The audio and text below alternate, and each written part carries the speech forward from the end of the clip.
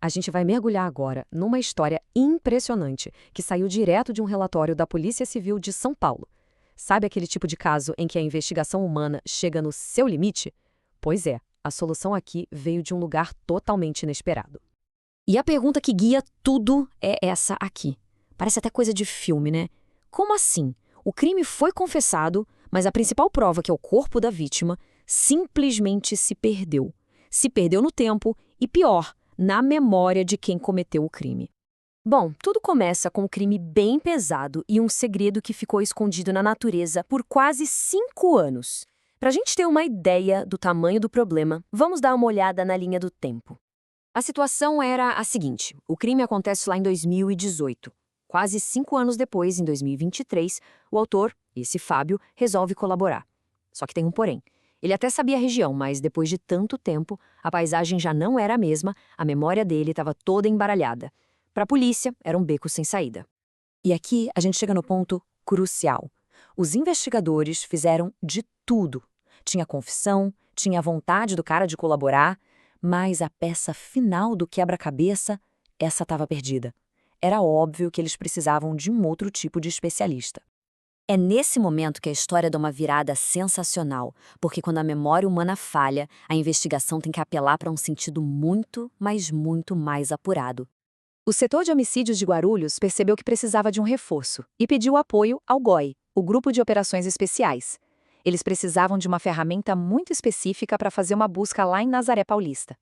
E o que é exatamente um cão de detecção forense? Olha, não é um cão policial qualquer. Esse aqui, um pastor belga malinois, tem um treinamento super específico para farejar os odores que os restos humanos liberam na decomposição, mesmo anos depois. É como se fosse uma biotecnologia de ponta, só que com 4 patas. E, claro, o Rambo não faz mágica sozinho.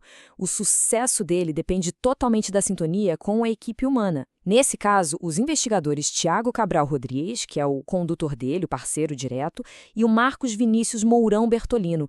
É uma parceria de verdade. Então vamos para a cena do crime. Imagina a equipe chegando no local, uma área de mata bem fechada, com uma única pista: a memória confusa do assassino.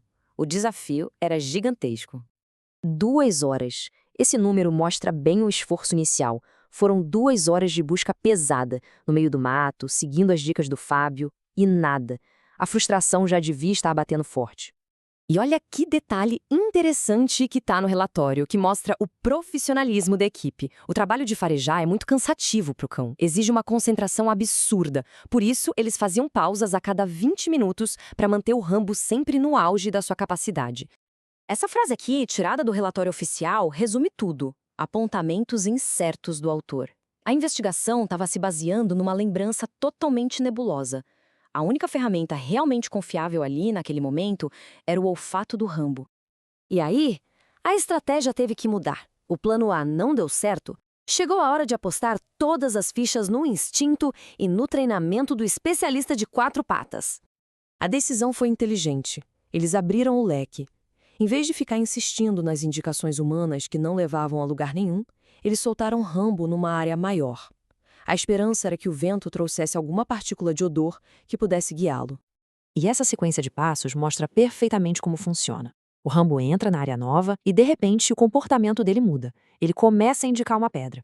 A indicação fica mais forte, ele insiste naquele ponto, o condutor confia, cava um buraquinho e dá o comando de novo. A reação do Rambo é tipo um grito: "É aqui!"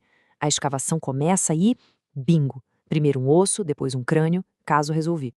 E pronto, estava lá, exatamente onde o cão apontou, estavam os restos mortais do pai do Fábio. Aquilo que a memória humana não conseguiu achar em anos, o faro do Rambo encontrou em questão de minutos. É impressionante. Essa descoberta não foi só o fim de uma busca, né? Foi a prova definitiva do valor incrível que essa parceria entre ser humano e cão tem na área da investigação criminal. E essa conclusão vem do próprio investigador e condutor do Rambo, Tiago Cabral Rodrigues, lá no relatório. Não é só uma ajudinha, é um otimizador. O cão torna tudo mais rápido, economiza tempo, dinheiro e, como a gente viu, resolve casos que, sem ele, iam continuar na gaveta. Depois da descoberta, o protocolo seguiu à risca, o trabalho do Rambo tinha acabado, então ele foi retirado para não contaminar a cena.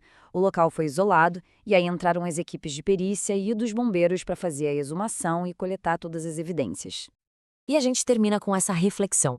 Esse caso foi sobre restos humanos, mas essa mesma habilidade incrível pode ser usada para achar drogas, explosivos, pessoas desaparecidas. Isso faz a gente pensar, né?